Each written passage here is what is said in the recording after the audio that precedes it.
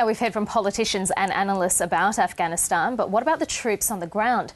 Australian soldiers are set to leave by 2014 after handing over security responsibilities to the Afghan National Army. Newsline's Tom Cooks is currently in Afghanistan, and he sat down with 3 Australian soldiers serving and asked them about their experiences and how the country will fare once they leave. What did you think it was going to be like before you came? Like when people asked you about it, when they knew you were going to deploy coming out here?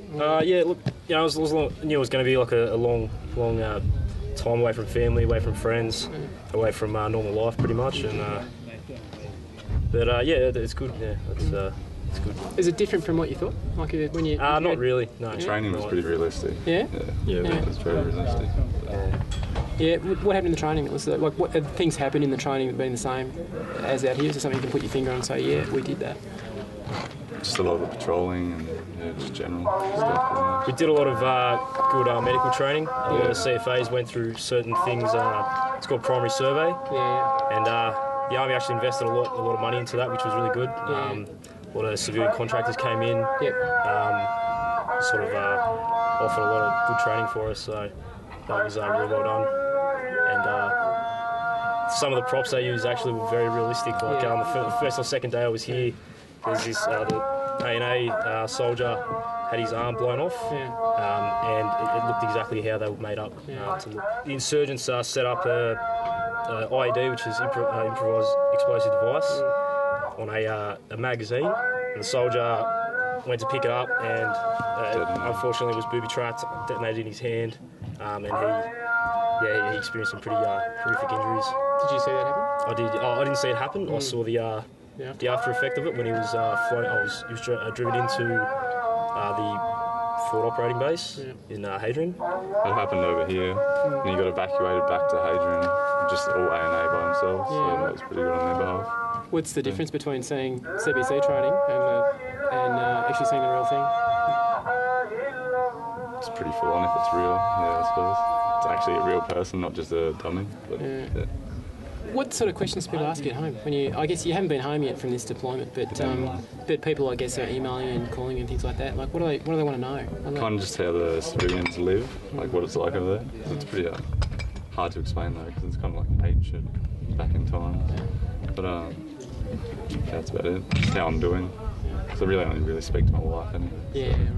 Have you guys got any thought about what might happen here, you know, after the official pull-out?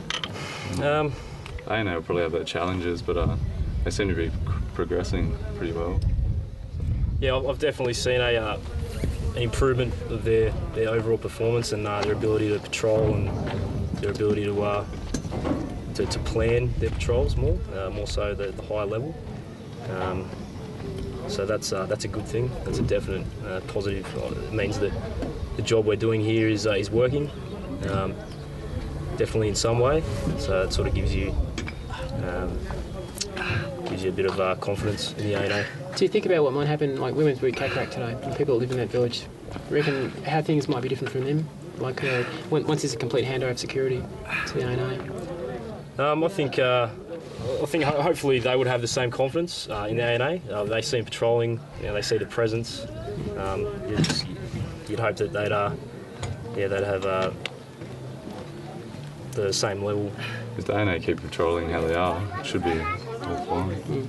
Yeah. The A&A, when we came here, they were much better than what we expected before we arrived. So, I mean, they've continually improved the whole time. So I'm sure by the end of 2014, they should be in good stead to continue as they are. Are you comfortable with that 2014 date that's been set? Do you think that's a good date? Yeah, well, I think at some stage it's got to wind down and sort of let the A&A do what we've been here to train them and mentor them in doing. So, yeah, I think it's a perfect time to pull back and wind down. Newsline's Tom Cooks speaking very candidly there with 3 Australian soldiers in Afghanistan. If you had any doubt as to where they were, the call of the prayer would have dispelled any of those doubts during the course of that interview. It was a great interview, and a little later on in the program, stay with us because David Kilcullen will be on. He's a counter-insurgency expert and he'll be speaking to us on News Breakfast.